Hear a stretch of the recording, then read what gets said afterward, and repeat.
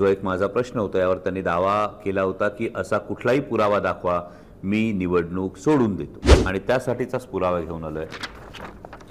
फक्त ट्रेलर आहे, अजूनही सांगतो हा ट्रेलर आहे। पुन्हा एकदा त्यांना आवाहन करतो, तुम्ही जे आव्हान दिलं होतं त्यानुसार मी पुरावे समोर ठेवलेत, आता तुम्ही शब्दाला जागता का? तुम्ही सांगा। जय शिवराय। माजी खासदार शिवाजीदादा आढळराव पाटील यांनी काल मला एक आव्हान दिलं होतं आणि त्या आव्हानात त्यांनी असं म्हटलं होतं की शिरूर लोकसभा मतदारसंघातल्या मायबाप जनतेनं शिरूर लोकसभा मतदारसंघाचे प्रश्न मांडण्यासाठी 15 वर्ष सातत्यानं ज्याने निवडून दिलं त्यांनी कदाचित आपल्या कंपनीचं उखळ पांढरं होण्यासाठी संरक्षण खात्याविषयीच जास्तीत जास्त प्रश्न मांडले का, असा जो एक माझा प्रश्न होता यावर त्यांनी दावा केला होता की असा कुठलाही पुरावा दाखवा, मी निवडणूक सोडून देतो आणि त्यासाठीचाच पुरावा घेऊन आलोय। फक्त ट्रेलर आहे, अजूनही सांगतो हा ट्रेलर आहे। 7 एप्रिल 2017 रोजी पाणबुड्यांच्या विषयी, वॉरशिप विषयीचा विचारलेला प्रश्न आहे आणि मला खरंच हे कुतूहल आहे की जुन्नर असेल, आंबेगाव असेल, खेड असेल, भोसरी असेल, हडपसर असेल, शिरूर हवेली असेल, यामध्ये कुठेही वॉरशिप्सचा, पाणबुड्यांचा कुठेही संबंध आहे, पण त्यामध्ये विचारलेला एक प्रश्न फार महत्त्वाचा आहे। त्यांनी त्याचे डिटेल्स विचारलेले आहेत, त्यामध्ये मी प्रश्न क्रमांकही सांगतो 5635 7 एप्रिल 2017 आणि माननीय माजी खासदारांनी याचं जनतेला उत्तर देणं गरजेचं आहे, कारण जनतेनं आपल्याला शिरूर लोकसभा मतदारसंघाचे प्रश्न मांडण्यासाठी हे केलेलं आहे आणि त्यामध्ये त्याने आवर्जून उल्लेख केलेला आहे काही भारतीय कंपन्यांनी याविषयी नापसंती दाखवलेली आहे आणि मग डायनालॉग नावाची जी कंपनी आहे, या डायनालॉग कंपनीच्या आपण जर वेबसाईटवर गेलात आणि त्या वेबसाईटमध्ये त्यांचे टर्नकी प्रोजेक्ट जर बघितले तर त्यामध्ये टॉर्पेडो फायरिंग सिस्टीम नावाचा एक टॅब आपल्याला बघायला मिळतो। याचाच अर्थ हे कॉम्पोनंट्स डायनालॉग सप्लाय करते का, आणि त्याच वेळी ज्यांची ही कंपनी आहे ते आपल्या खासदारकीचा फायदा किंवा गैरफायदा घेऊन याविषयी भारतीय कंपन्यांच्या इन्व्हॉल्वमेंट विषयी प्रश्न विचारतात। उत्तरादाखल state of the art indigenous weapon sensor package हे त्यामध्ये फिट केलं जाणार आहे असं सांगितलं जातं। 7 एप्रिल 2017 हा प्रश्न आहे आणि त्यानंतर पुन्हा 13 फेब्रुवारी 2019 ला शिरूर लोकसभा मतदारसंघाचे त्यावेळचे खासदार माननीय शिवाजीराव आढळराव पाटील हा प्रश्न उपस्थित करतात। त्यामध्ये परवा शिवाजीदादांनी असं सांगितलं की ही अत्यंत गोपनीय माहिती आहे, पण ही पब्लिक डोमेनमध्ये असलेली माहिती आहे आणि या शिप्स कुठे बांधल्या जात आहेत हाही प्रश्न त्यांनी विचारला यामध्ये। मग ही गोपनीय माहिती नव्हती का?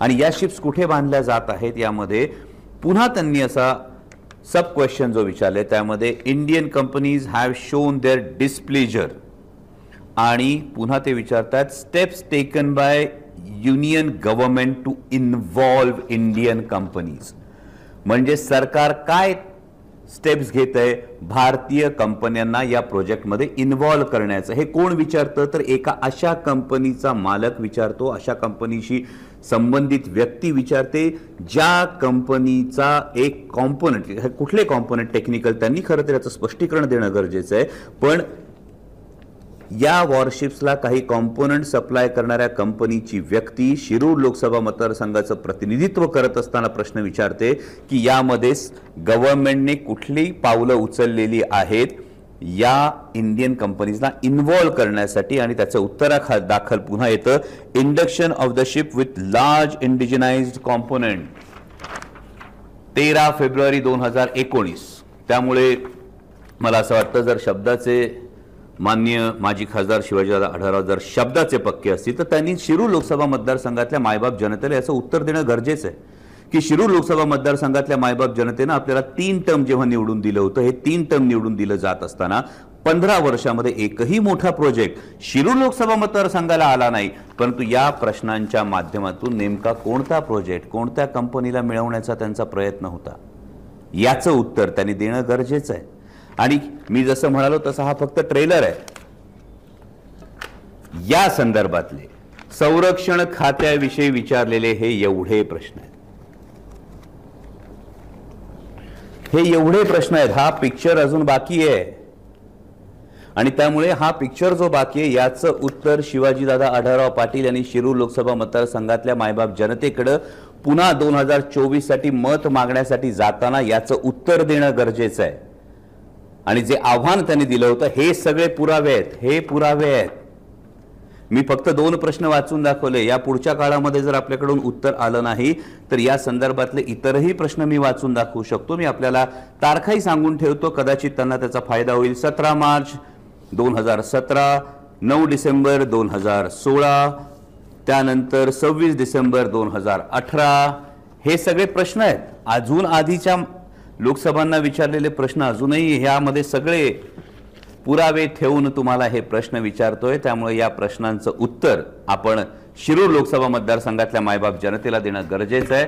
आणि मला असं वाटतं की आता तरी ही नैतिक जबाबदारी स्वीकारून जे तुम्ही आव्हान दिलं होतं, मी पुरावे समोर ठेवलेत, आता तुम्ही उत्तर द्यायचं आहे की आता तुम्ही जसं म्हणाला होतात त्या पद्धतीनं तुम्ही शब्दाला पक्के आहात का, त्याप्रमाणे तुम्ही आता निवडणुकीतून माघार घेणार का.